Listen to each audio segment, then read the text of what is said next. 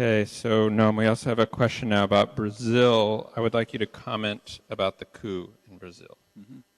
Well, what's happened in Brazil is sometimes described as a coup, usually a soft coup. It's not a military coup of the kind that the U.S. helped initiate and back in 1964. The basis for it was was initiated by the Kennedy administration. It was carried out shortly after the assassination, instituted the first neo-Nazi-style national security state in the hemisphere. It was later a plague that later spread through most of the hemisphere, reaching Central America in the 1980s. That was the 1964 coup. This one is not a military coup like that. It's a kind of a quasi-parliamentary coup. It removed from office practically the one political figure who has not been implicated in the corruption scandal in an effort to enrich herself. She's about the only one free from those charges. The people who are voting to impeach her, succeeded in voting to impeach her, almost all of them are under severe and significant charges of major corruption for their own benefit. So it's a soft coup. In fact, the Supreme Court of Brazil itself determined that the official charges against Dilma Rousseff are not legitimate charges, but that the impeachment went through nevertheless.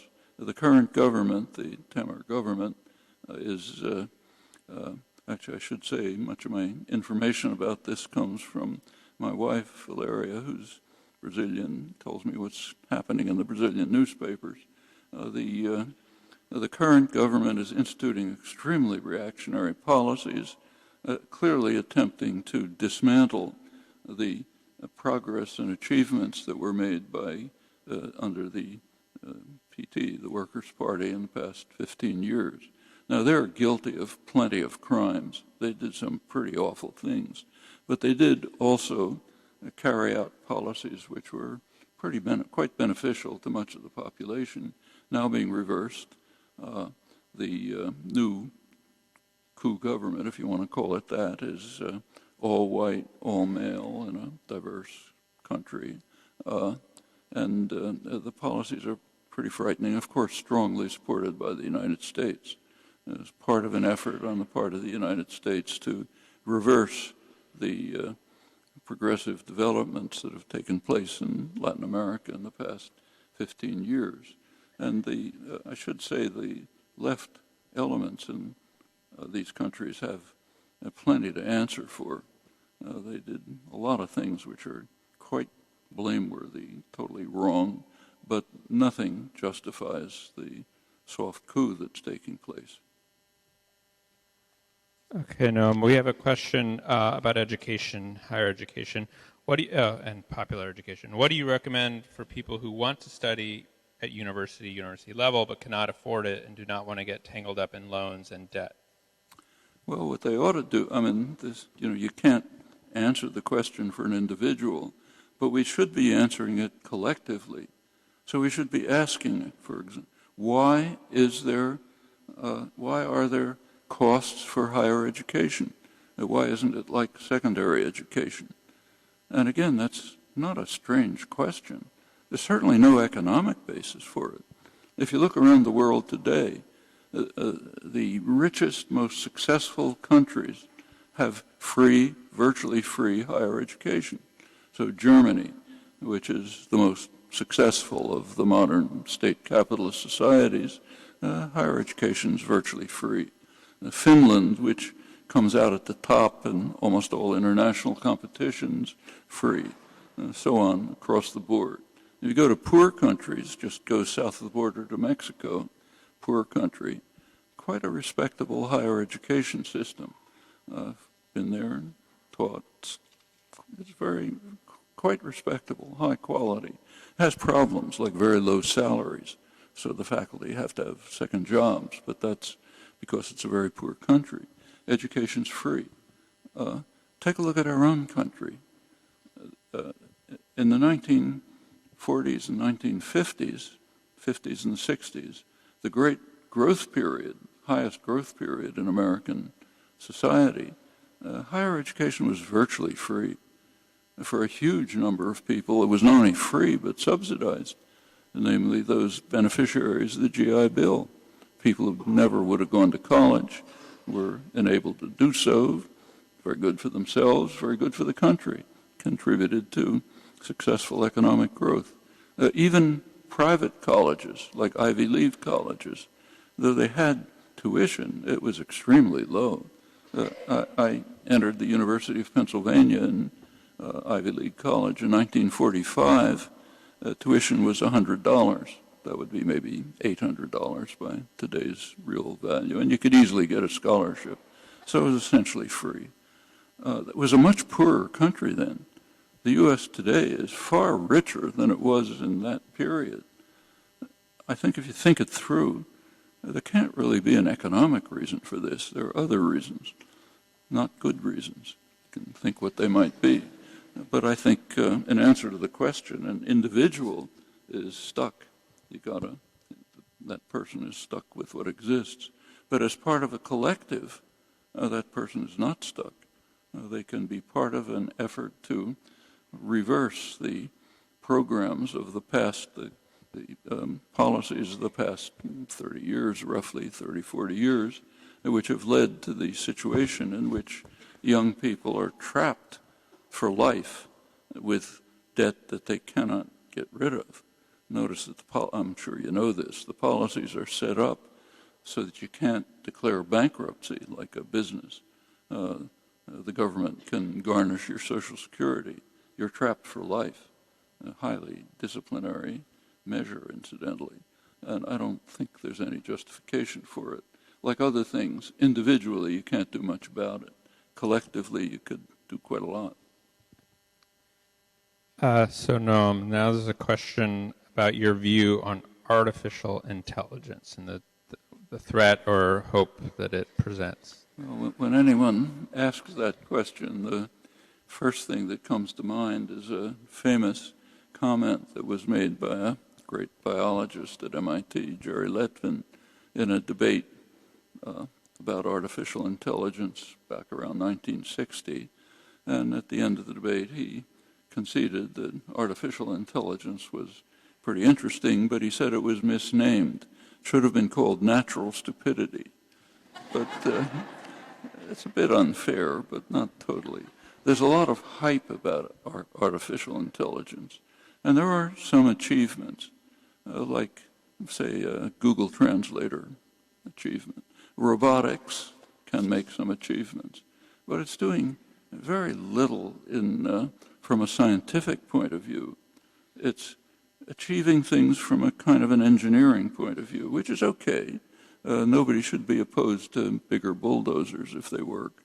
But we shouldn't be misled about the insight that it's supposed to be providing into the nature of intelligence. It's not doing that. It's often some other direction. So it's a valuable pursuit, which can be useful. If it does, insofar as it is part of science, which it is partially, it's just ordinary cognitive science, an effort to try to find the nature of intelligent behavior using computer-based models as a technique of research. That's fine. Actually, it's pretty close to the kind of work I've done all my life myself. But you should be pretty cautious about evaluating the PR that's associated with it, which pretty often is quite remote from the actual level of insight obtained by these measures. Now, there are also threats of artificial intelligence, serious ones. That's particularly true in the weapon system. If the weapon system becomes automated, we're in deep trouble. Automated systems fail all the time. Any of you who have computers are familiar with this. They cannot be made reliable. And if unless there are very narrow controls, tight controls, they can blow up. Actually, I gave a couple of cases when I was talking past cases. We know the U.S. record is fairly open. The Russian record is probably much worse. We don't know. But in the case of the United States, there have been literally hundreds of cases when there were the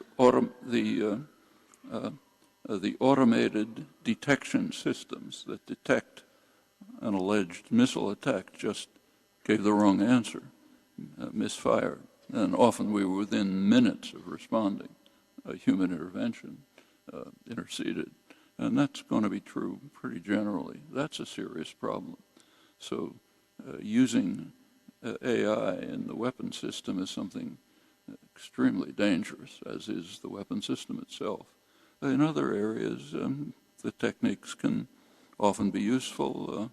The fear, the idea that, say, robotics are going to displace working people, and people will be out of jobs with all these smart machines around.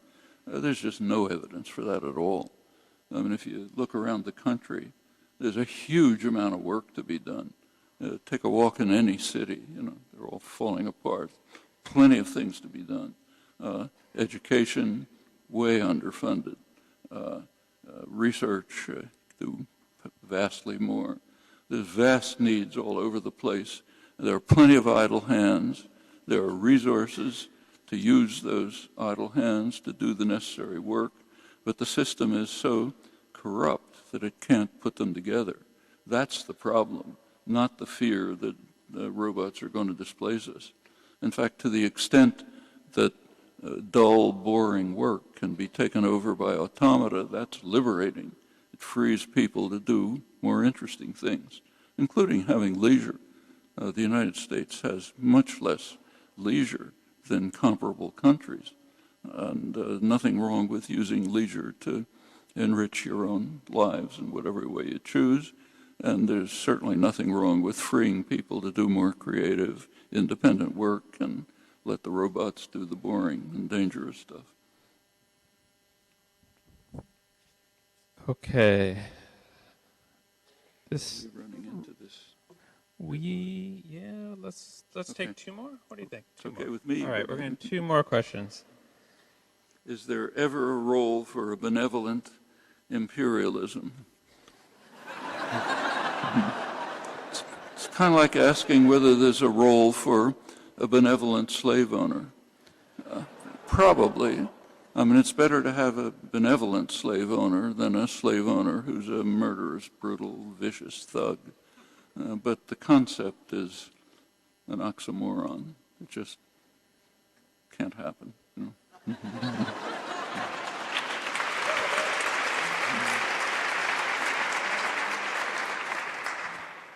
What gives you hope? People like you.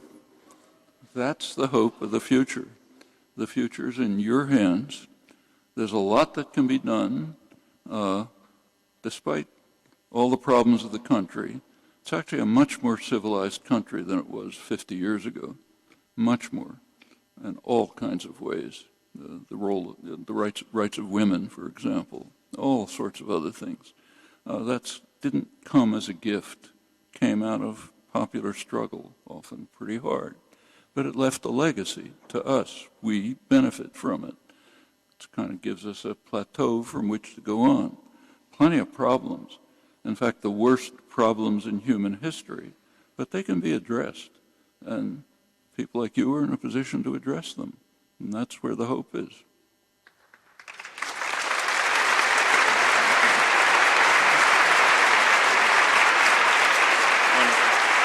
Make a couple announcements. Okay. So thank everyone for coming out.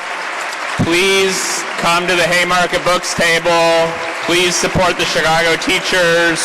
We got a lot of great books by Noam. And we're going to end tonight's live stream. Thanks for all of you who are watching at home. Thank you.